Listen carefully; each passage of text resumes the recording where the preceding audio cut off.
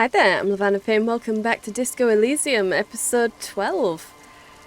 Okay, so looking back over the episode as I was editing the last one, it did say that Kim would be away all day. So he won't be there when I go back to the Whirling in Rags. He's not going to be there.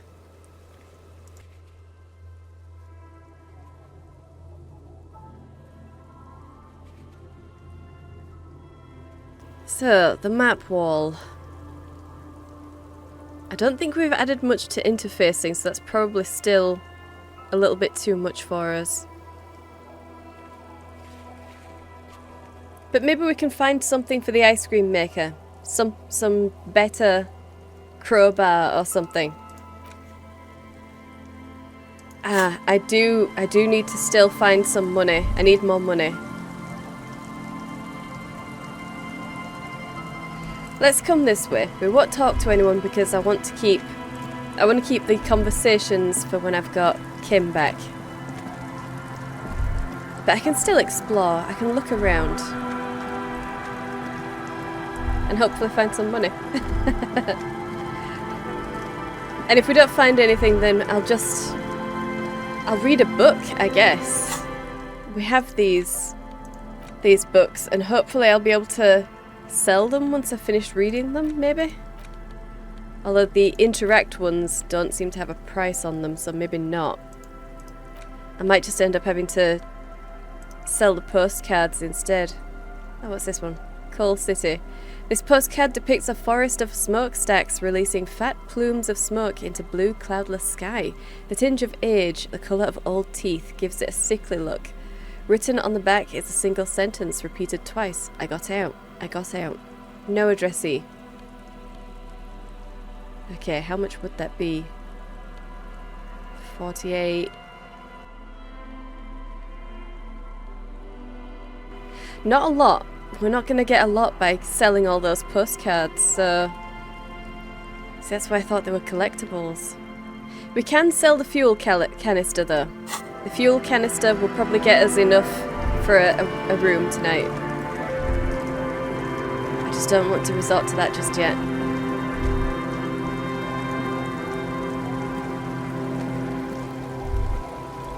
Is there nothing interesting around here?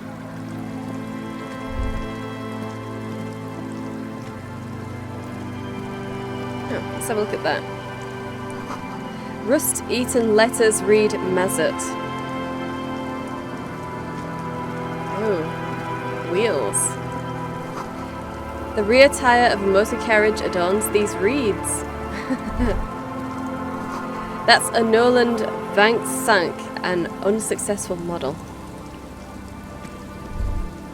Well, at least you know your cars. Doesn't really help your car, does it? Quick travel unlocked. Church. Okay, we found a church as well. Let's get you over there. See what you can see. Looking back at you from the rust-coloured water. You. Well, okay.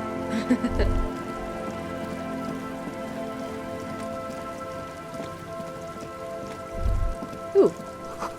A kick drum pulse. The music is coming from somewhere on the ice. Okay. And this. A school of fish huddle around the fence post, then scatter into the dark.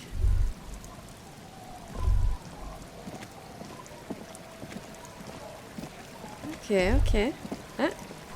Before you, a drawbridge. It can only be lowered from the other side. Ah. Okay, some sort of tent. Well, let's have a look at this.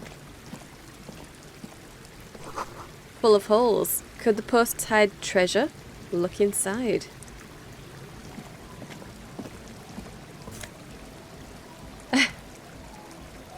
Of a sort? Yeah, okay, some alcohol.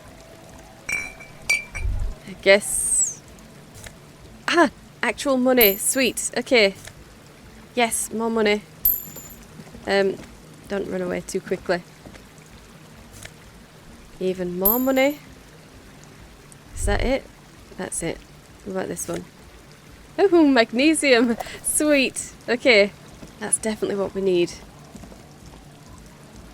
I wonder whose stash you're taking, though. Oh. Fantastic, even more money. Last one. Oh, yes. Oh, and there's some money up there as well. Can you get it? You're gonna have to go all the way around. Okay, well let's have a look around here first. Right, you can get underneath as well. Good. Do all of these posts have... No? Okay, well, looks like we can get onto the ice from this side. So we don't need the drawbridge. Must have taken a lot of patience to do this. Ah, people. Okay, again, I don't really want to...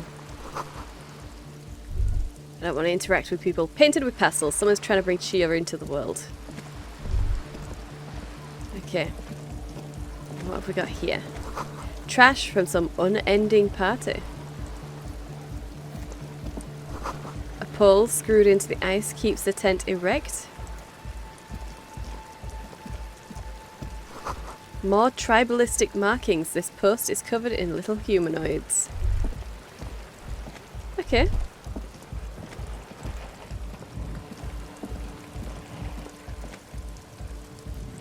Well, I don't want to go into there just yet.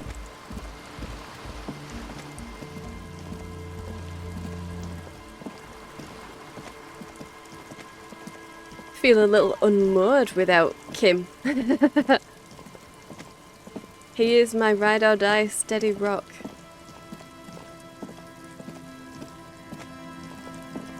I'm surprised how quickly he became ride or die as well.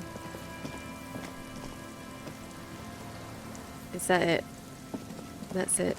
Okay.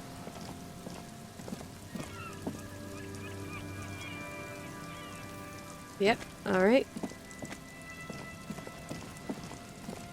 And this is the church, so... Let's get up there.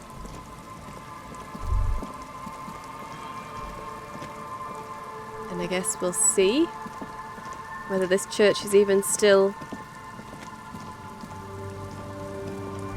Ah! You feel the shadow of a very large building fall on you. Well, as long as it's just the shadow, not the actual building falling on me, we're okay. The sign reads St. Brune, 1147. Okay. And this? Dusty pews in the shadows. Many seem to be missing. Oh. Well, look at all the graffiti on it. An altar shrouded in dark, or something like that. It's too dark to tell. Okay, but money? Oh yes. 1643. Fantastic. But even if we do manage to get... we should. But even if we do manage to get enough for this... for tonight, we're going to have a hard time getting enough for tomorrow. We're going to have to go so far out, just looking for random bits of change. I hope I can start finding people soon. A dead phone, a smashed receiver, like someone hung up too hard.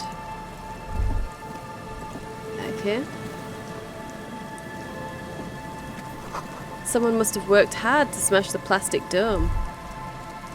But we can use the phone? A metal payphone under a yellow plastic dome. You could use it to call someone, unless you're out of change.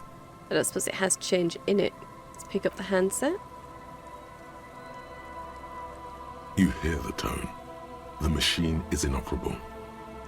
It's inoperable. Well, I'm not going to put money into it then. And I guess it doesn't have any money in it itself. So, what can we see?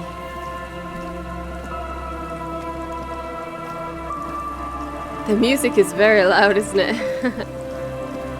Sometimes it's really, really quiet, and other times so loud. Now, what's this? Someone has left an unidentifiable article of clothing on this railing. It smells really bad. Take a closer look. It's streaked with dried seagull shit and tangled with pieces of seaweed. A dangling arm suggests that there might be a jacket beneath the crust of filth. It seems likely that it was left in the surf until someone laid it out on this fence to dry out. Unfortunately, that just seems to have stiffened it into a shapeless mass. Right. Well, what can we do? You can pick it up, apparently. You can pick it up. Okay. And we can interact with it. This filthy rag has been at the mercy of the elements for quite some time. It's streaked with seagull shit and abnormally stiff from God knows what natural processes. You can't even tell what brand it is. We'll interact As you with it. hold it in your hands, it makes an uncomfortable crunching sound. Man, how did this jacket get so disgusting? It's a sordid, filthy tale, not for the weak. Are you sure you can stomach it? Yes. Some secrets are better left uncovered. Don't even try. Seriously. Ah, well, let's not think about it Good then. choice. The less you think about the jacket, the better. Okay, let's put the filthy jacket away then. Well, I guess I'll just ignore it. I'll just ignore that jacket in my inventory. At least until we're a little bit stronger, I think. Maybe we can get some more composure. Hey, some more money and some plastic tar. Okay. And this? A makeshift roof. Vagrants have tried to make the boardwalk habitable. That tap will keep out neither rain, nor snow, nor wind. Yeah. Yeah. There's so much wood lying around, they should have used that instead. And this? A coin-operated weighing machine. Hasn't been used for a decade. Okay. Vagrants have recently painted the tap red. Water drips from it. Ugh. Ah, Mega Beano's prescription lenses. +2 to encyclopedia, -1 to perception. Ugh. Can we even... Ah, we get another layer. Okay, we get another layer. Well, that's good, because otherwise we would be completely full up. So let's just move the stuff that we're not going to use down. Yep, that's a lot of electrochemistry stuff.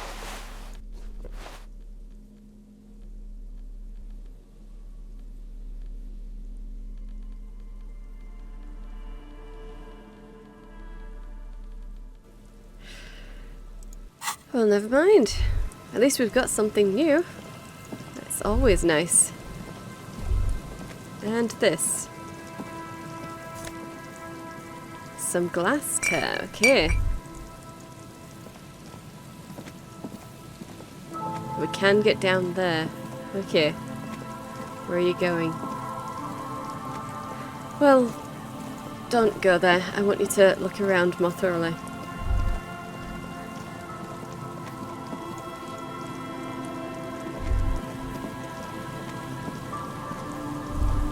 Aha!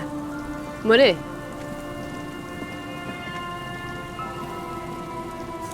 Oh, fantastic. Okay.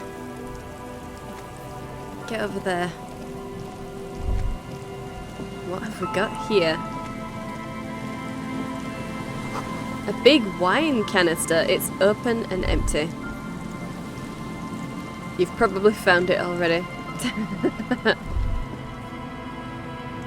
Can't get much closer to this building, so I guess we'll just continue walking. Ah, oh dear. Hang on. Smell. It's awful and familiar. Hold on. That is awful. Cover your nose. It doesn't help. You can still smell it. What is it? Don't you recognize it? That hideous pungency. That faintly cloying sweetness. Only death smells like that. Oh dear. Something cold wakes in the pit of your stomach. Fear. It is death. It must be. God damn it. It's a dead corpse, isn't it? I don't want to be here. It is a corpse, isn't it? Yes. A Yeah. sense of dread washes over you as you look ahead. Oh dear. What was this? Careful there. These floorboards look rotten and weak. Alright, someone's dead. Let's have a look in the bin. There's some tear, an empty cigarette package, and a crumpled kebab wrapper in the trash bin. Examine the tear. 2 empty bottles of Tallulah vodka and a can of black potent porter is all you find. As long as we can keep them, that's good. No, there's more in there. Livis strawberry liquor, plus some Pilsner bottles too. Better not pick them up. They seem unhygienic. Oh. We could just, wash them in the sea first and then take them to the fruit store. Cigarette package. Let's look Whoever at that. tossed it here was a heavy smoker. The brand name reads Red Astra. Right. Red Astra is the black market version of Astra cigarettes, known for their high tar content. And examine the kebab wrapper. You see traces of mayonnaise and ketchup on it, as well as a tomato wedge. The wrapper reads Shish Kebab Revachol. Okay. It's no older than a day or two. No mold yet. Okay. It's hard to concentrate in the smell. The sea air brings some relief. Well, let's leave then, and I guess we'll have a look at you. Oh dear. A man lies on the boardwalk, his limbs bent and neck turned at an unnatural angle. Right next to him is an empty bottle of spirits. In his cramped hand, a chewing gum wrapper. Oh, okay. The smell is not as bad as a 2-week-old corpse, but it's definitely heading there. Okay. Another dead body. This is your job. Steel yourself. Damn right. Calm now. Carefully. Just another day. Just another dead body. Breathe. Study the man's clothes. He's wearing mud-caked boots, beige trousers, and an old brown leather jacket with a bright blue lining. There are traces of kebab sauce on his chest. Kebab sauce. Okay. The kebab wrapper was a day or two old. Okay. The leather jacket suits him well. It must be custom made. Custom made. Okay. Search his pockets. You find some sunflower seeds and a rain-soaked library card folded into 2.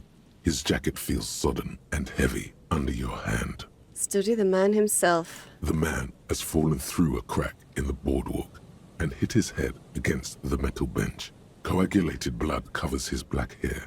One of his feet is still dangling through the hole. Oh. Well. This is obviously not a very safe place to be walking, especially when you're drunk. Oh. A bad fall. It might have been dark outside. This place is a minefield in the dark. Yeah. When damp, these boards are really slippery. Even a sober man could lose their balance here. Examine his face. His expression is dull, like the sea behind him. Drops of water shining on his moustache. His eyes, empty and wide, look frightening in their frozen gaze. Ugh. Height, 170 to 175 centimeters. Curly hair, stout build. Age, approximately 50 to 60 years. Study the surroundings. There's some dried blood on the metal bench, right where the corpse's head rests. The floorboards are rotten and slippery wet around the hole. An empty bottle lies nearby. A chewing gum wrapper is clutched in his fist. Okay. Be very, very careful where you step here. All right. Okay.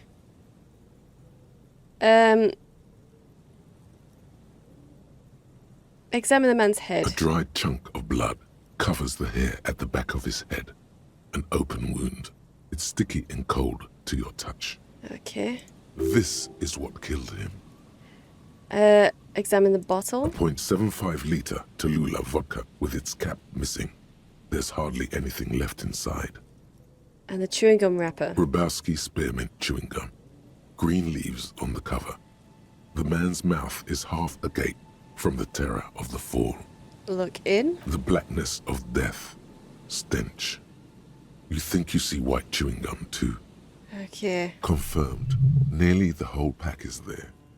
Solidified on his lower rear teeth. Alright, so it would probably be silly to step on the floorboards. It would probably be really silly.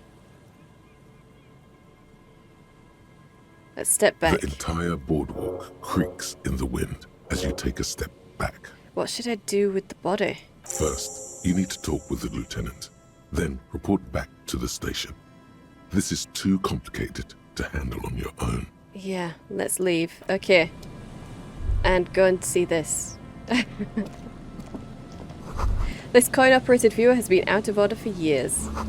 Stop messing with the coin viewer and hold on to something. The wind is so strong.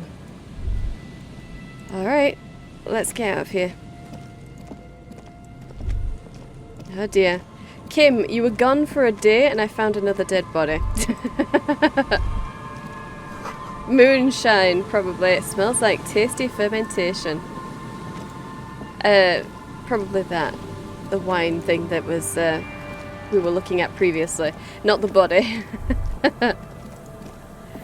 Okay, but it's not too far out from the fishing village. No one's said anything about that body either. I guess the kids around here really don't play. They really don't play on the abandoned places. I mean, if that was my neighbourhood, the kids would be all over it, so... Okay, ooh, we've got stairs over there.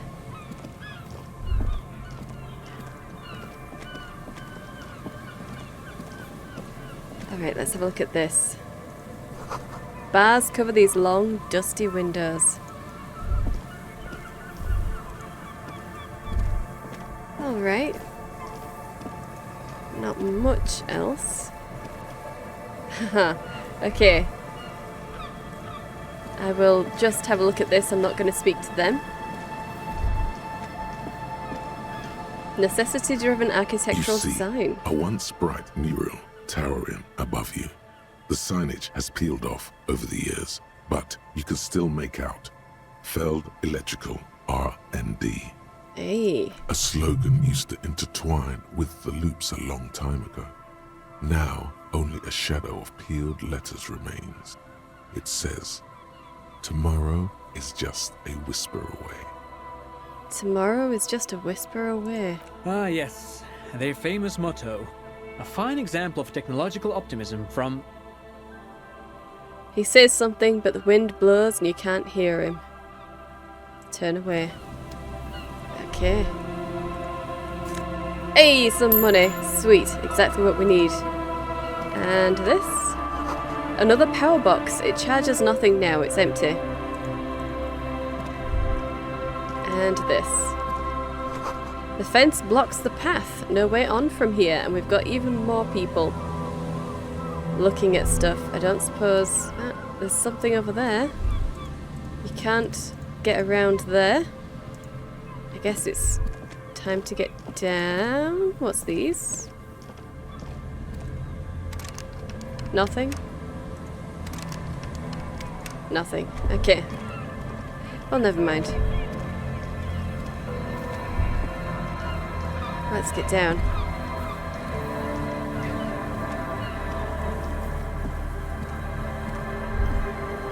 Oh, there's something down there.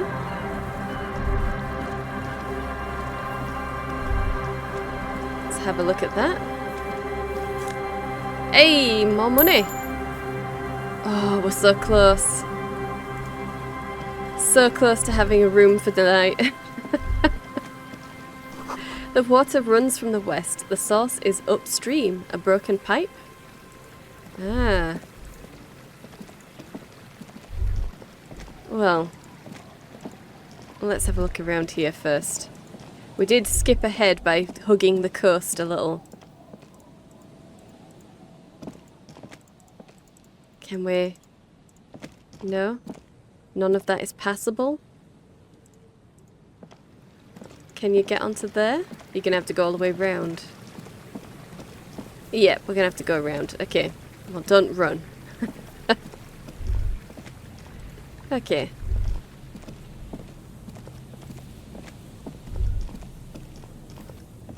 Let's see what we can see this way. I just want to get enough... Oh, what's that? I just want to get enough for our room. Ah!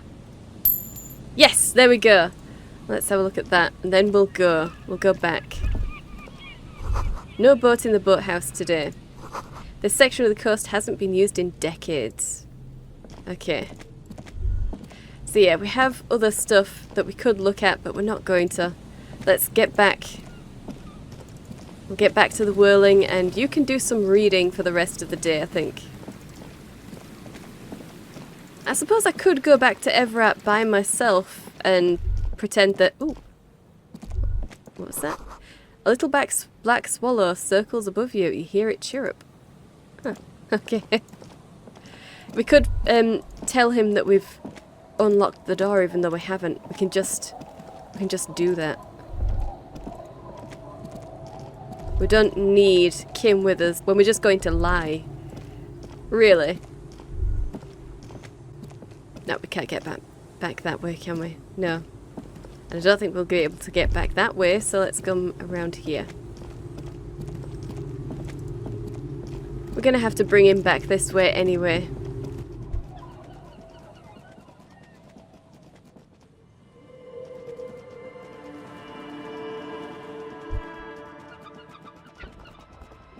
Okay, now, before I get too far away, return to the dead body with Kim. There's a dead body on the Martinez boardwalk down the coast. Return to it with the lieutenant and decide what to do with it. We still need to return to him and lie. Tell him that we opened the weasel's door. Where's Morel thing? Yeah.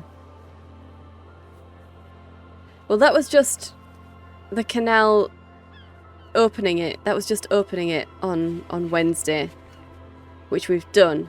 We don't need to find him on Wednesday. No. Yeah, alright. I'm good with that. Let's go. Do I have any bottles in my bag, actually? Oh, we have the library card.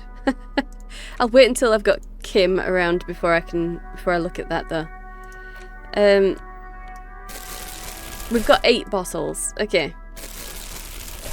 Let's head on over to the Fritz store and deposit those bottles so that we have even more money. The tear machine your bottles clunk into the... There we go. Okay.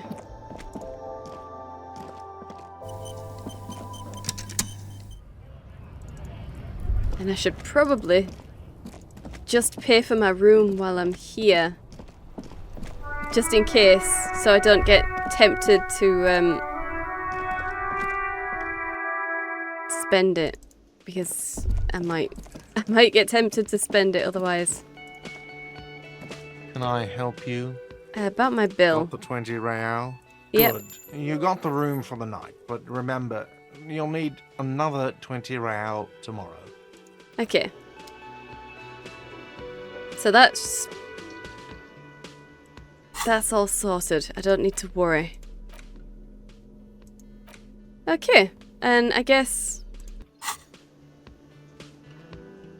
I could return to Everett now. I might as well do it now. I mean, these guys are here. Those police officers that I'm only just considering might be police officers. We could try and pawn the new body off onto them. Don't know what else they're doing here.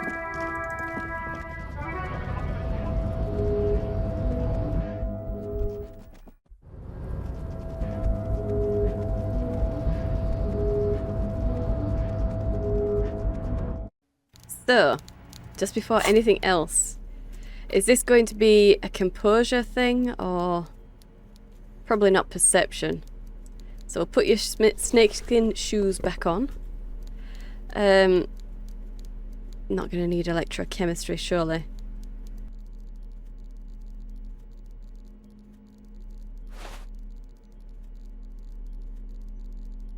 No, we'll put those back on. Wait, what is... Where are they? It was either a minus to savoir-faire or reaction speed, so... Ah, no. Savoir-faire I'm probably going to need, aren't I? Okay. Alright, alright. Alright. Yep, you can keep those pants on.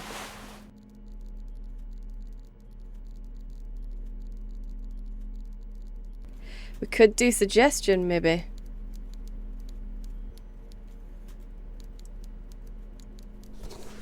Oh my gosh. Wow, okay.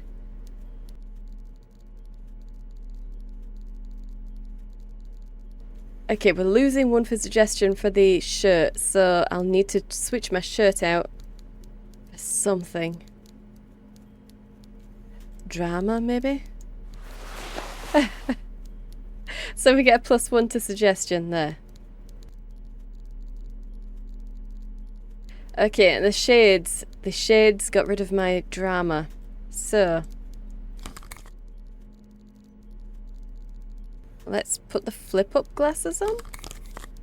Yeah, for some extra logic, but we shouldn't need... I hope we won't need authority.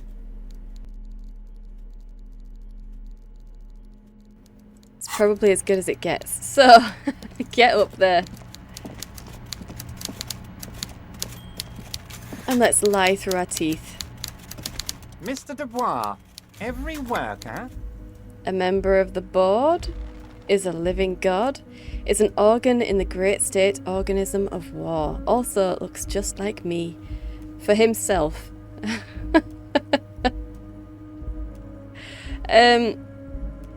Yeah, I know your slogan, so I guess I'll just repeat it back to you.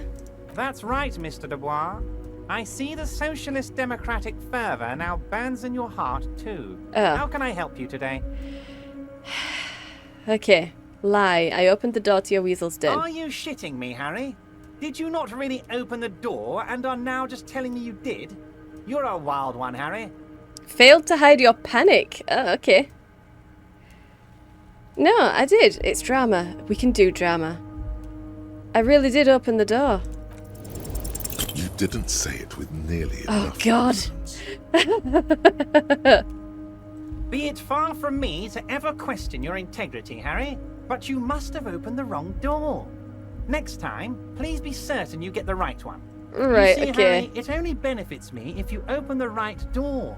If you open the wrong door, then it makes things harder for me, because now you're scaring random people in my district.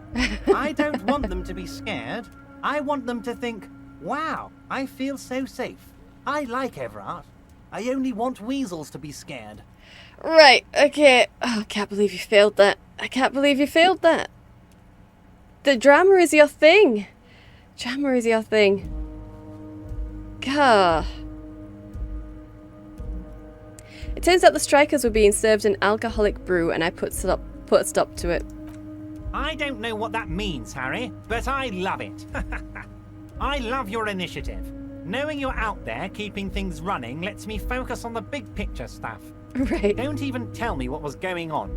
Alcoholic brew, stronger, stopped it, strike. I'm just gonna let you surprise me, Harry. Right, okay. I'm gonna leave. Oh, God. Well, I guess I have to do it then. I have to do it. I tried to lie, and I failed. Can I try a lie again? Mr. Dubois, every worker, member of the board. How can I help you today? Can we talk about my lost gun? Yes. My best men are tracking it down. Some kids saw some other kids running away with it. Some folks said a paranoid schizophrenic might have it. Leads are being checked, Harry. What's that, Harry? You're getting a little pale. Is it the words paranoid schizophrenic and lost gun in one sentence? Don't worry, it's just a lead. It'll probably turn out to be nothing. Yeah, okay. No, I'm actually gonna have to unlock that door. Okay, well, never mind. You tried, Harry. You tried. You failed, but you tried. Oh, dear. Alright, let's get my police jacket back on and everything. What do we want? I might leave those on. I might leave them on. But we're going to put that back on. Oh, what a waste. What a waste.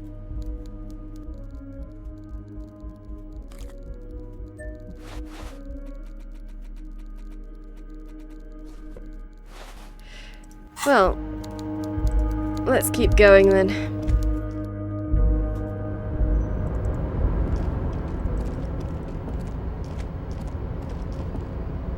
Oh, you know what? I could ask this guy. He knew about the stew, didn't he? Oh, hey, mister. I'm not gonna bother you with a long greeting, just like we talked about before. I know you're probably never mind. busy. Yeah, never mind, Leo. You got nothing for me.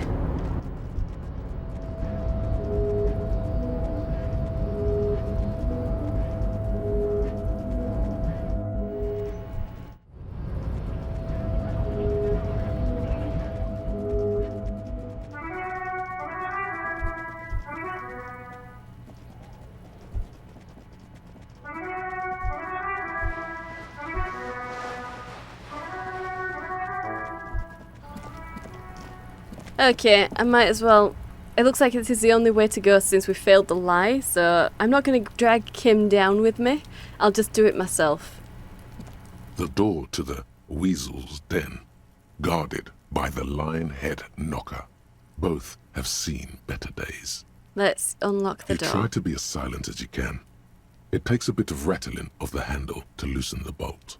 Finally, the door unlocks with a small clack. Thoughts race through your head. The sound of the key turning still echoes in the yard. Hopefully no one heard. There's nothing else to do than to leave and tell Everard. No conceivable reason for you to intrude on the premises. There might be important information in the apartment. I mean, there might. There might be. Don't do this to me. Oh. Okay.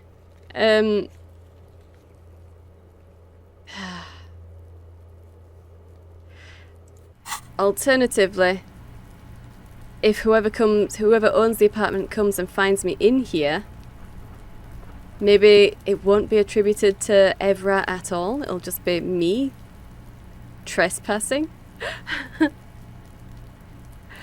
People definitely going to know. He apparently knew full well that I hadn't actually unlocked it. I'm so tempted to go in there, but I don't have a good reason to be in there, so I'm not going to go. It's tempting though, it's really tempting. Alright. But the important thing is we did not bring Kim down with us for that. We did not.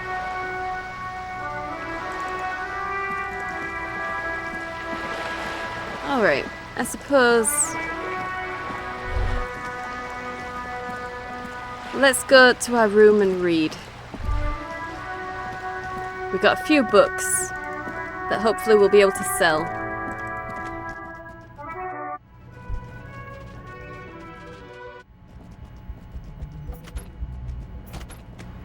Okay, so what did we actually want to read? 16 Days of Coldest April. The cover features a row of concrete buildings. Psychological realism. Sure. In your hands you hold 16 Days of Coldest April by Yekaterina Dahl.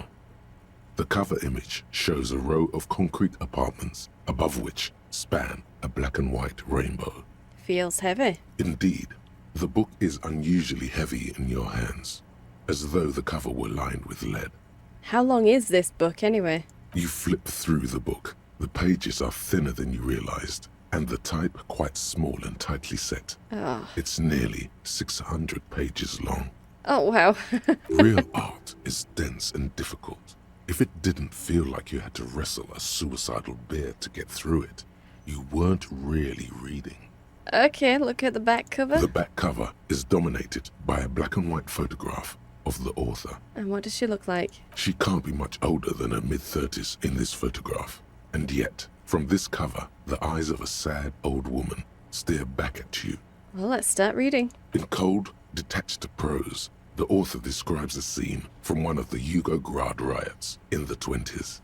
Youths overturned motor carriages and set trash cans ablaze, while heavily armored guardsmen dash in and disperse them in a flurry of baton blows. Right. The Yugograd riots took place from 27 to 29. Fueled by ethnic unrest and the state's repressive tactics, these events are often seen as marking the end of a brief period of liberalization known as the Yugograd Spring. Like all such periods, it is frequently memorialized in art and literature. Yeah, okay. As ethnic tensions run wild, a pair of young lovers meet each other on the street. Somehow, in the middle of all the chaos, they manage to lock arms and look into each other's eyes. What happens next? It would physically hurt you to keep reading. Are you sure? It will physically hurt me. Read 10 more pages. They go through a brief and somewhat awkward love affair. And in the Okay. end, they betray each other and succumb to the absurdity of Gradian life. The man becomes a lens grinder, completely abandoning his former existence. He toils through the daily drudgery at the Lenka Polyfabricate. Happiness and fulfillment have eluded him his whole life. And in the end, he has nothing to do but dedicate himself to the craft. And the woman? She spends the next several decades standing at a conveyor in a Sosnovo fish processing plant. The smell of fish guts slowly seeps into her hair and skin, as every single one of her dreams dies, one by one. Oh, wow. The memory of their short time spent together tortures the former lovers ceaselessly until the end of their days. Years pass in solitude, their bodies growing ever more decrepit. This is terrible. Why can't I put this book away? This is terrible. As life leaves their remains between the soil sheets, their final thoughts are filled with regret. Put the book away. Wow. Okay. Wow. Does that mean I can sell it now? No. Okay. Well, that's done. The Greatest Innocence. The History of Innocences. Let's interact with this The one. Greatest Innocence by João Paulo Salomão Lopes de Fuego. The book is large and heavy. Aren't they all? Crack open the immense tome. Browsing through the various chapters, you try your best to understand the ceaseless overflow, the sprawl of names, dates, places, events historical. Most of it ends up as a twisted mass of facts inside your brain. Okay. Your educational survey is done. Did you catch any of that? No. Oh well, it's pop quiz time. Let's see what you've learned. This might take a few minutes. You ready? Sure, why not? That's the spirit. Here we go. Question 1. Who was the first innocence? Oh yeah, this is what I was made for. Okay. Give me all the hints you've got then. A pop quiz is a short examination designed to test your knowledge without any prior warning or announcement. Such exams allow the teacher to assess how thoroughly the students have retained the material at hand. Voila. Now blast that first innocence. Thanks for nothing. Yeah, thank you, Half-Light. Dolores Day. Dolores. Dolores Day. Okay, well, thank you, Pain Threshold. Incorrect. Dolores Never Day mind, Pain was the Threshold. innocence of humanism, internationalism, and the welfare state. She codified parliamentary democracy and created modern institutions. Among these, the moral intern, she was powerful and beautiful on all her icons. Okay. Her colors are silver, white, and apricot. And when you think her name, Dolores, stomach acid rises to the back of your throat, and it hurts. You see a flash silver, a wreath, an airport bag, and blonde hair. You don't know why. Another choice, perhaps? Oh dear. Steer clear of this one. There's something terrible about this one. Oh, okay. Not thinking about it, back to the quiz. Yes, The quiz is impersonal. No need to rouse sensations in yourself at the mention of Dolores Day. Who was the first innocence? It wasn't Dolores Day. Solar? Incorrect. Solar was anointed during the previous century and even lived to see the current one. She was an urban planner who spoke her mind and largely left history to its own devices, encouraging people to excel on their own rather than prescribing to a deified model of history. She is often called an anti-innocence. Okay. Sola resigned after an assassination attempt by a Yugo nationalist who blamed her for not taking the side of the left during the turn-of-the-century revolutions. Innocences don't usually resign. Care to try again? The Pericarnacian? Correct. Nothing much okay. is known about him. It's not even clear that he was a he, but Franco Negro presumed as such and called him Pius. He's depicted as a young man with molten gold pouring out of his mouth. All he spoke was gold. It's said he invented God and equality of men before God. He also introduced the gold standard as a way for measuring people's love for Aurum. Okay. As the first innocence, he declared that there should be more of those like him. It is presumed his disciples were the beginning of the Holy Party, the founding party. Yeah, okay. Question 2. Who was the strongest innocence? Easy. Everybody knows the answer to this. You, me, anybody. Really? Sure, I trust you've got my back. An innocence is the highest category of historical personage in the world, a literal personification of history. Traditionally, an innocence, when anointed, assumes supreme rule over the Occident or the known world in general, at least the parts that matter. Yeah, so interesting, but I thought you'd give me the answer to the question. I can do better. Okay. So commonly, an innocence does not enforce his or her power through military power. This is seen as unnecessary. The innocence wins because an innocence can't help but win, for their deeds are inevitabilities. Did this help? Did it help? Really? Not really, but no. Damn. Yeah. Great. Dolores. Pain threshold. I don't believe you. You gave me the wrong answer before. You're just going full in for this Dolores person. So Franco Negro? Correct. Named Yeah, the okay. innocence of militarism, he codified hereditary rule, but at the same time ended serfdom and established the Inter-Isolari Real as the global reserve currency. He also established the concept of the nation. All right. Franco Negro attempted to solve the rising tensions between the aristocracy and bourgeoisie by building a unified society in which every man has a place and a mission, but at the same time may rise to nobility provided on the strength of his virtue. Okay. Question 3.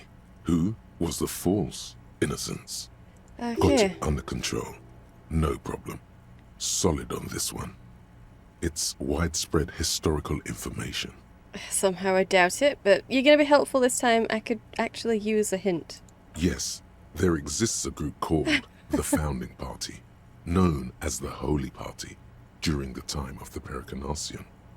This, the world's oldest international organization, spends its time in search of either the re-emergence of the innocents or new members. Sigh heavily, out loud. There seems to be a mix-up with the sources. It's not my fault. At least it clearly wasn't Dolores Day. She wouldn't be false. She's beautiful. Somehow I think it's going to be Dolores Day then. Somehow. Who's this Erno Pasternak? Correct. Ah, There have okay, been a cool. number of counter or false innocences. Some assumed to have innocentic qualities. Some who just thought so themselves. Occasionally, they have the support of a faction inside the ecclesiastic organization, and accusations of foul play have arisen. Okay. The most famous and important of these was Ernau Pasternak. He was into torture, despotism, hymns, cannons, and world conquest, but got defeated and humiliated by Stepan the Despicable of Kedra. Cool. Okay. Final stretch. You've come so far and learned so much. This is the most important one. Question 4. Who was the greatest innocence? The most important of them all. The most precious to humankind. Oh dear. I've got it. Honest. Okay, are you sure this time? I'll bite. Hint me. Of course, this is my thing. The reason I exist in this world. The correct answer is Franco Negro. And you're absolutely certain? 0 doubts. Okay. It's probably Dolores Day, isn't it? Every other question, pain threshold has been like, it's Dolores. This one, pain threshold hasn't said anything. So I'm thinking it probably is. But I'll go with encyclopedia. You've steered me wrong the entire time, but this time you actually had an answer. Let's just go with it. Incorrect. Yeah, While okay. Franco Negro built concrete churches and cathedrals, and while many people, especially the Mesk, consider him a father figure, due to his militarism and nationalism, João Paulo Salomão Lopes de Fuego argues differently. Another choice, perhaps? Oh yes, militarism and nationalism. My bad. Yeah. Yes, obviously. Look, you can say obviously logic, but you weren't helping earlier, so... Dolores Day then. Correct. Yeah. The Mesk might okay. see Franco Negro as the father of nations, but as of this century, there's been a great shift in attitude. Dolores Day has become widely regarded as the greatest innocence. A most radical change to the whole fabric of the world. Okay. Everything from inter-esolary travel All right. to the connected world to 3 consecutive scientific revolutions can be traced back to her. Every decade that passes, she seems less human somehow, and more beautiful. Uh-huh. Congratulations on finishing the test. The results and your subsequent grade have been calculated. You get a C, vaguely passable. A solid effort with nothing much else to show. Nice going, mediocrity man. Yeah. You would have done better if you just left Dolores Day for the end. Dial the Dolores Day down a bit. Well, I was listening to my pain threshold. Come on. Damn you, arrogant book. You are shouting at an inanimate object, like a real weirdo. No wonder you seem to have trouble with the right answers. Put the book away. Okay. So, read that one as well. I'm not sure I want to read that one, to be honest. The handwritten note from the fridge, apricot chewing gum wrapper, damaged ledger, map of Martinez. I'll The wall interact map with it. features the patchwork I think we've grid already of looked the at this, haven't streets we? of Your finger moves, finally coming to... For a more detailed view of the map, go to your Yeah, journal. okay, put the map away. And honestly, detailed view of the map doesn't actually seem to be what we get, to be honest, does it?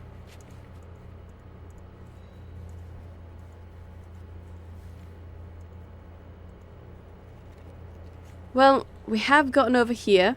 There is no Ferris wheel, but there was the boardwalk, and that's where the body was, I do believe. So... yeah, over there is where we haven't been, maybe? Or we just walked past it. Is this as far as we're going to get? Is this the entirety of the map? Is this... yeah, I'm guessing that's the pale then? At the back? Maybe? Maybe. Okay. Well, we have unlocked that door, so we can go back to Everett. Let's just read this book here. The front of this quarterly journal features a large satirical portrait of the late King Friesel. From the sides of his head, a pair of white antlers spread to the corners of the cover. Why Frisell? Because Friesel was incompetent, foolish, and cruel. In short, the embodiment of everything the communards wished to overthrow. It's satire, you see. Flip through the pages, see what catches your eye.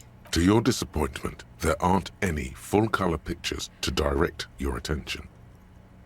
Just column after column of closely set text, interrupted occasionally by little doodles in black and white. Okay. No advertisements, you notice. So who's funding this radical commentary? After rifling the pages with your thumb several times, you return to the table of contents. The magazine is divided into several sections. International developments, Kunst und Kultur, and local concerns. Just inside the cover, there's also an editor's note. Well, we'll read the editor's note first. Comrade, as you know, this journal takes its name from Mazov's immortal expression, Du cristal à la fumée. This was his way of describing the way the rigid, crystalline structures of capitalist ideology turned to smoke under communism. Right. But, like the structures of capitalist ideology, we too are at risk of going à la fumée, unlike many publications which are content to spoon-feed their readers reassuring drivel. La Fumée is committed to telling the radical truth, even when that truth may drive away potential subscribers. Okay. Only 4 issues in, and it sounds like they've already alienated their readership. Yeah. Perhaps they've overestimated the market demand for this kind of commentary. Right. So please, if you value our radical Mazovian perspective on contemporary politics, culture, and international affairs, please consider subscribing today. Yours in struggle, the editors. Right. You flip back to the front of the magazine. The table of contents unfolds before you. I want to catch up on international developments. This section includes a long, tedious critique of the latest round of free trade negotiations between the EPIS nations and the Free State of Semenine. Okay. You also skip over an article about heavy fuel oil smuggling along the Messina border, something about bear wrestling in Samara, book riots in Yugograd. Uh-huh. Whoa. Bear wrestling. Flip back to that. All right, let's see what this bear wrestling is all about. It seems to be part of a new public fitness initiative in the People's Republic of Samara, SRV, devised and promoted by none other than President Kenajinsky himself. Okay. According to this extremely credulous account, Uncle Sport, as he's affectionately known to his people, has recently decreed bear wrestling the national sport of the SRV. Uncle Sport? Based on the description in this article, he appears to be an extremely competent and democratically elected president. Uh-huh. Sapormat Sport Kenajinsky is well into his 3rd decade as president of the SRV. Outside Samara, he's known for 3 things: brutal repression of internal dissent, monumental corruption, and a near pathological obsession with physical fitness. Right, okay, so bear wrestling? It's quite straightforward. A standard match features one man, or in some cases woman, against one bear. 2 competitors, 1 ring, 5 rounds, or until incapacitation. Incapacitation, sure. According to the SRV's Ministry of Information, the program has been a tremendous success. Public support stands at 87%, and youth obesity and alcoholism rates are down 12% and 7% respectively. Wow, okay. This is the SRV we're talking about. If you think those are the real numbers, there's probably a guy who wants to sell you a bridge in La Cherte. Right, I guess it's hard to fight a bear if you're out of shape. I guess it's hard to fight a bear if you're drunk, or, not sure I trust these numbers. Well, I'm gonna go with logic. What are you, a statistician? Did the moral intern send you on a fact-finding mission? This is the SRV party line, comrade. Always good to catch up on foreign affairs. Return to the table of contents. You flip back to the front of the magazine. The table of contents unfolds before you. What is Kunst und Kultur? It takes a moment, but gradually it dawns on you that Kunst und Kultur must mean arts and culture. Ah, okay. Why they decided to title this one section in Volda is beyond you. Obviously, because it's cool to drop random phrases in foreign languages. Yeah. Cool factor. As you leaf through this section, you come across several reviews of recent radio plays, as well as a brief artist spotlight featuring a local artist identified only as CS. CS. The main feature, though, is a long essay titled Tip Top Tournée, a critical Mazovian perspective. All right. The Tip Top Tournée is an inter-Isolari racing series, mostly known for its high speeds, ludicrous sponsorship deals, and high death toll. The river show is held quadrennially on the prestigious Zero Carousel racing circuit. Well, let's read the profile. This so-called artist spotlight is really just a brief Q&A, made all the briefer by the subject's evident hostility to her interviewer. Ah, okay. Well then, let's see what the communists have to say about Tip Top. You think you're settling in for a relaxing recap of the most recent season, maybe sprinkled with some nice anecdotes about a few of the more colourful drivers. Uh-huh. Instead, you find yourself skimming a 10,000-word feature about all the politically problematic aspects of Tip Top Tournée. Well, what's wrong with Tip Top? Where to even start? For one, there's the crass commercialism of its sponsorships, and then there's the practically criminal emphasis on deadly motor crashes. So, all of it, basically. So, who even writes this stuff? Oddly enough, this article has 2 bylines: Nasteb Encolada Bernal and Exilus Buka. Okay. There's no way those are real names. Well, why aren't they real names? Have you ever met anyone named Exilus? Come on, they're plainly pseudonyms. So what's so bad about the sponsorships? Under capitalism, the article says, every pursuit has its price. Every pleasure, even one as elemental as the joy of racing others around a track, is reduced to an advertising opportunity. Okay. Thus, the so-called tournée becomes a competition between increasingly meaningless brand signifiers. Your discount laundry detergent racing against a pack of Astra cigarettes, or even a Fritta. Right, but then you get to see them crash. And that precisely is what's problematic about it. Were it not for the promise of random, spectacular violence, audiences would quickly lose interest. Yeah, alright. At the end of the day, it's the destruction of these 750,000 real races that you're really watching for. I'm pretty sure I like it for the racing. Oh wow, you're right, I really am just in it for the violence. No, I like the racing. Sure, you think that, but subconsciously, it's the visions of brand names being engulfed in flames that you crave. Guess I've never thought about it that much. That's because you haven't been reading critically. But don't worry. The whole point of these sorts of articles is to let someone else read critically for you. You flip back to the front of the magazine. The table of contents unfolds before you. Let's see what they mean by local concerns. Unsurprisingly, much of this section is taken up with articles declaring unqualified support for the dock workers' strike. Right. You skim the headlines. Paint the harbour red and white. Martinez tames the wild pines. A city in revolt. First we take Martinez, then we take La Delta. Okay. Finally, there's a brief article by the writer, G. Martin, accusing the owner of the Capeside Apartments of illegally attempting to evict certain communist tenants simply for not having paid their rent. Oh wow, illegally attempting to evict. Damn communists, should have killed the lot of them when they had the chance. If it weren't for wild pines, all those moochers would be out of a job. charging rent just to live somewhere is pretty outrageous. Wouldn't it be better for everyone if labour and capital could reach some reasonable accommodation? Why should I care? This doesn't have anything to do with me. It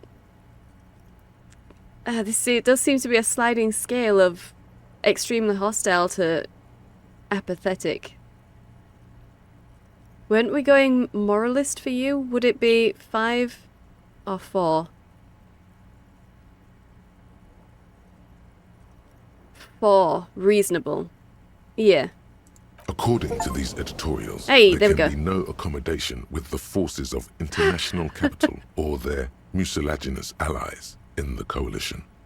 Hold on, what's this about a coalition? Judging from the context, it's something very large and fundamental. You should probably know about it already, honestly. Ah, okay. You flip back to the front of the magazine. The table of contents unfolds before you. Let's put it away. Okay, I think that's all of the books that we had as well. Pretty sure. Yeah. Can we interact with our badge? Oh, we've already interacted with the badge, haven't we? So that's all 3 of those books done. The map we don't really need to interact with. We've already got it, technically. The Yellow Man mug. I guess we'll interact with that. It's just a racist mug. What's there to read here? Not much. I guess there's a lot to read, maybe? Oh boy, here we go. What are you going to say about a broken, tossed-away mug that you dug out of the garbage? This mug is an example of prejudice. I'm going to use it as an example of what not to do. I'm going to push this into the face of every merchant I find and tell them this is your inane ideology. The mug will be useful. By denouncing it, I can earn political capital to mask my badass hustling, i.e. fraud and embezzlement. The mug didn't belong in the trash. It was just a funny mug. Can't anyone laugh anymore? It's an example of prejudice. Yeah. But it was in the trash. Why not just call it out when you see it? Or do some volunteering work. Just finish your case, detective. Yeah, okay. We're probably going to sell it then. I don't think we've... Well, we've shown it to 2 people, haven't we? And it didn't belong to either of them. So I think it's a waste of time. The mug is a waste of time. So we should be able to pawn that off in the pawn shop, maybe. Although it is in the interact section, so I'm not sure if it will be pawnable. Hopefully. Hopefully it will be. I've already looked at the tattoos. I don't think we'll need to do anything with the damaged ledger, although I suppose we can look at our old cases now. What time is it? 4. Let's get back to Evrat and tell him that we've actually unlocked that door for real this time.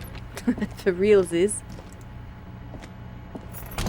And then we'll come back and we'll read our old case notes. Whilst we wait for tomorrow and for Kim to be back.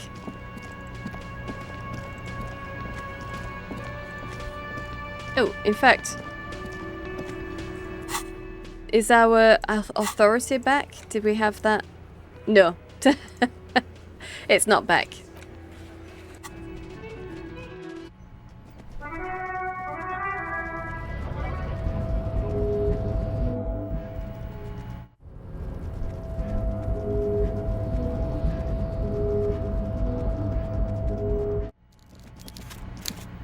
Okay.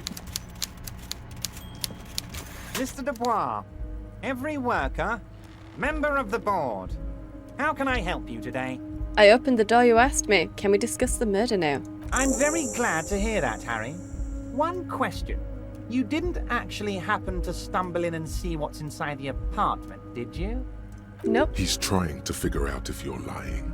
The deal wasn't for me to go inside, so I didn't. You're right, Harry. You only had to unlock the door, which you did. So we're all good here. We certainly did, unfortunately. He was testing you, and you succeeded. Ah, okay. Now let's get down to brass tacks. It's time for men like me and you to figure out who's killed who and why. Real police work is gonna start happening now. I promise you, Harry, this is gonna be good. I've heard about a connection between the lynching and the strike. I'd like to hear what you know about it. By now, I'm sure you've figured out who the dead man was working for. The bad guys. Wild Pines. sent to scare us. Another violent measure of the top hats against us flatcaps. I'm listening. Harry, this strike is the culmination of many, many mistakes made by the Wild Pines group. They tried to shut the strike down by sending in armed mercenaries. Our victim? A security contractor? Can you imagine that? Workers standing in peaceful protest, united in the spirit of fellowship, and they send hired killers to mow us down with machine gun fire? Okay. He performs a motion as if spraying bullets from a machine gun. I'm talking beasts. Hardened killers from proxy wars in Yisut, Semenine, Saramoritsa, you name it, they've done it. Raping, killing, burning villages, killing little children for the Senorita Pineapple Company, Harry. Okay. Everything they did there, they brought over here. They want to turn Revachol into a third world slum. Honestly, the only thing they didn't do is kill the village elephant. Hold on. You have a village elephant? No, Harry, the elephant is metaphorical and so is the village, but the mercs and their brutality are very real. Go on. Now, I haven't personally witnessed the brutalities out there. I have the luxury of staying in my container, you see. If I need to go somewhere, they just move my container. Really? Wow. Okay. I thought it was a stack of containers. A couple of containers stacked on each other. Well, they move the container? Yes, I'm an old man, Harry. My legs aren't what they used to be. They lift my office with that big crane. It's actually very fun. You should try it. Well, maybe I will. But enough about me and my fun container. The killers the company hired, I think there were 3 of them, all hardened commando types. Okay. One of them got downright suicidal, getting drunk, violent, a little rapey. Even their own negotiator couldn't control him. That's your boy, the one who likes hanging out and trees. How did he end up hanging from that tree? Harry, what you need to realize is, we dock workers are not pushovers. Okay. We got grit, Harry. This whole neighborhood does. Push us hard enough and we push back. And when we do, we push to kill. Wait, the whole neighborhood is in on it? Potentially, Harry, potentially. We got arm wrestling champions, rowing club people, ex-coal miners, tough guys, all ready to spring into action for their home base. And who exactly did the pushing? There's a militant wing inside the Union. A group of people whose duties don't involve manual labor, but peacekeeping in the neighborhood, making sure everything runs smoothly. Okay. That sounds a bit like organized crime. Yeah. They're like you. Idealistic people who want to make sure that bad things don't happen. And if they already have, well, punishment must follow. Right. Again, that sounds like organized crime. You believe they killed the hanged man? One day Titus Hardy, leader of this peacekeeping faction, comes up to me and says, "Boss, socialist democratic fervor drove us to take it upon ourselves to kill this beast that was burdening the land." Sure, just like that. He probably worded it differently, but that was the idea. Sure sounded to me like they killed him. I gave them 2 weeks paid leave and told them to lay low to avoid retaliation. Are you not afraid that we're going to arrest them? Oh, I'm not at all worried about that. These are not the kind of men who get arrested. They're Martinez boys, tough and gritty. I'd like to see the man who takes them in. Besides, I sent my lawyer girl to look after them. Right. He places a lot of faith in that lawyer girl. Perhaps this is a tactical error. Anyway, There was a bullet in the hangman's head. So they shot him. Someone shot him in the head before they hanged him. How odd. I don't know what to say, Harry. They told me they hanged him. A hanged man is what I saw when I took a look into that yard. Uh-huh.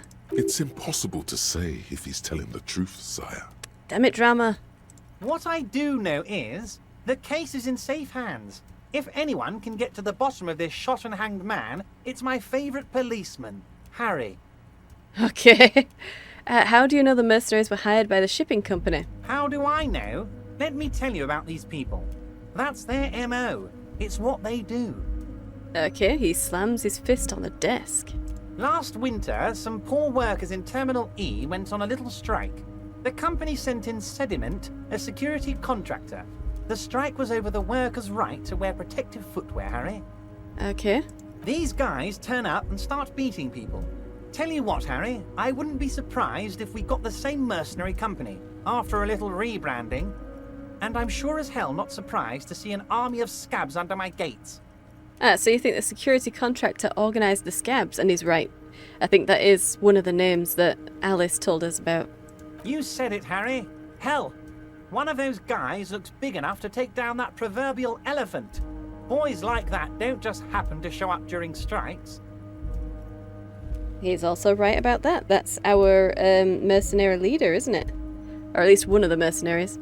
The name of the company is Krenel this time. It might have been Sediment before. Of course. You're always one step ahead of me, Harry. I'm no genius. I'm in this position because people like me. The remaining mercenaries are organising a tribunal to take on the Hardys. Tribunal? That sounds serious, Harry.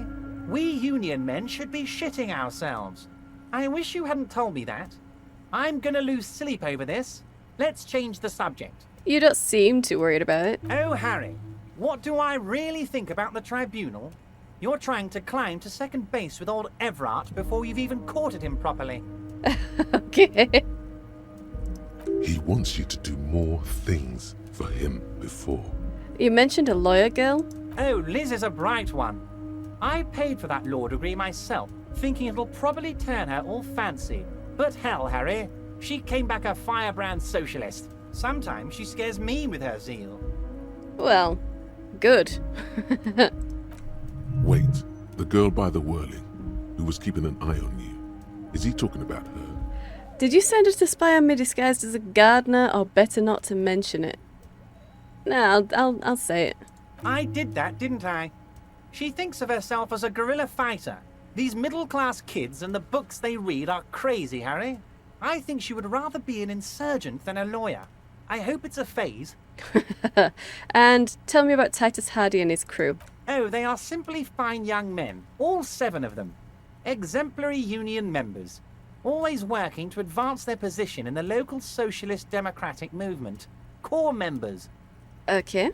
Old Theo used to run them, but things really kicked into gear when Titus took the reins and named the group after himself. Gotta love his initiative. What more can you tell me? Who's second in command? Who's the most violent? Harry, they're almost all of them great guys, born leaders. Whatever happened, I'm sure they only had the best interests of Revachol in mind. Yeah. Work with them. Hell, interview them. But don't fight them. They really are just like you. Men who like beer, women, and some order on the streets. Okay, I've already met these Hardys. Can you ask them to cooperate with me? But of course, it's the least I can do for my good friend Harry. I'll do it right after we've concluded this talk. Okay. You can now go and tell Titus about this. See what he has to say. Okay, authority. Alright. Also, Harry, here's 5 real. He holds out a banknote. Why are you giving it to me? I'm not giving you anything. I'm just holding out 5 real. Needless to say, this is another move. Don't take it. I'm not gonna take it. I don't need it. I only wanted you to help me with the Hardy boys. Oh, I wasn't offering it to you, just holding it out there. But I'm willing to share information. Was there anything else? Let's conclude. Was it a good talk? I'm not sure we made much headway here. I was hoping we'd bust the case wide open. Heck, I even wanted to tell you what I really want to achieve with the strike. I don't know what happened, Harry. I wanted you to feel like Mr. Martinez. And of course, I also wanted you to find your gun. But it's like I can't completely trust you. Yet. Yet? Yes, Harry. It's like I can't fully trust you if you're not a man of the left. I want to, but I just can't. Shame. A man of the left. So you have to be a social democrat. I'm not a man of the left. I'm a patriot of Revachol. You're right not to trust me. I take care of me. I'm a hustler. I grind. I'm a money engineer. What's that supposed to mean? I'm more left than you are. This is another corrupt scheme, isn't it? I'm neither left nor right. I do what my heart tells me to do. I follow my heart. What does your heart tell you about your lost gun, Harry? Does it tell you to forget about it? Or do you think it wants to be found? I think it's lonely and cold. I think it wants to be found, and I have a proposal for you. And what would this entail? Once again, I require nothing unethical or illegal of you. You just need to get 2 little signatures on this piece of paper, and then mail it to my accountant in La Delta. And what are the signatures for? I'm glad you asked, Harry. The Union is going to build a modern youth centre in Martinez. It will be righteous. We're gonna get those teenagers off drugs and on roller skates. Sure you are. There's a nameless little street on the coast with some old houses around it. Most people have already signed. I just need 2 more signatures to get this mission off the ground, Harry. You mean the fishing village? Yes, the little cul-de-sac on the coast, where all the men have drowned, in either the sea or the bottle. A gloomy place, doesn't have that Union attitude. Uh-huh. You're already pretty deep into this. What's a little more? No one can see you here in Martinez. And what will happen to the current occupants? They are just gonna have to deal with the construction noise for 6 months, and then they'll be living like kings. Right next to a fancy new youth centre, designed by the best architects from Stella Marie. Okay. Is he absolutely sure the tenants won't be thrown out in the street? Are you 100% sure no one's going to end up homeless? Am I? Harry, these people, Martinez is the most important thing in my life. I would never let anything bad happen to them. Uh-huh. We're gonna build a youth centre there. The value of their properties goes up and kids have a place to play in. I'm looking out for these people, not pulling the rug from under them, Harry. I'm looking out for all of Martinez, not just the harbour. Fine, if I happen to be there I can ask. Or no, I'm not going to do this. Reject the task. This is a step too far. I don't think I'm ever going to find that gun, so I think I should just ignore this. I'm not going to do it. Perfectly acceptable. No one's gonna force you into anything, but I don't know about that gun of yours. You see, I'm a vengeful man, Harry. Part of how I got where I am is that, well, I can be quite nasty sometimes. Yeah, obviously. But the good news is, the moment you change your mind and want to look into this matter, just tell me, and we'll be buddies again. Okay. Can we go over a few details concerning the murder again? Most certainly, Harry. Nothing brightens my day like brainstorming these things with you. No, there's nothing new, so let's change the subject. By all means, Harry. What's on your mind? And I'm gonna go. Okay, definitely not going to agree to anything without Kim here. Although, to be honest, if I'm trying to keep Kim out of it, maybe I should have... Maybe I could have done that. Accepted the quest, gone there, got the signatures, come back, got that all done before Kim returns. Maybe. But no, we're not going to do that. Okay. So, where are we? Prove authority to Titus Hardy. So we need to talk to Titus to establish our authority. And it's not come back, so I don't know if it has actually... if he has actually done it. But we'll see, I guess. Maybe the check doesn't matter once we've asked Mr. Evrat to make him cooperate. Who knows?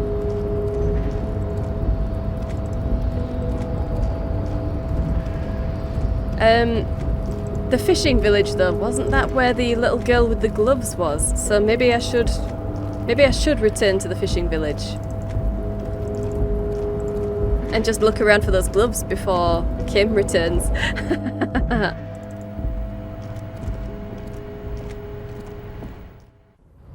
Oh, we'll see. We'll see. I think I'll probably leave it here. So, I hope you've enjoyed this. If you did, hit the like button and subscribe. I upload 5 videos a week, so hit the bell for notifications. Thank you for watching, and I'll see you in the next one.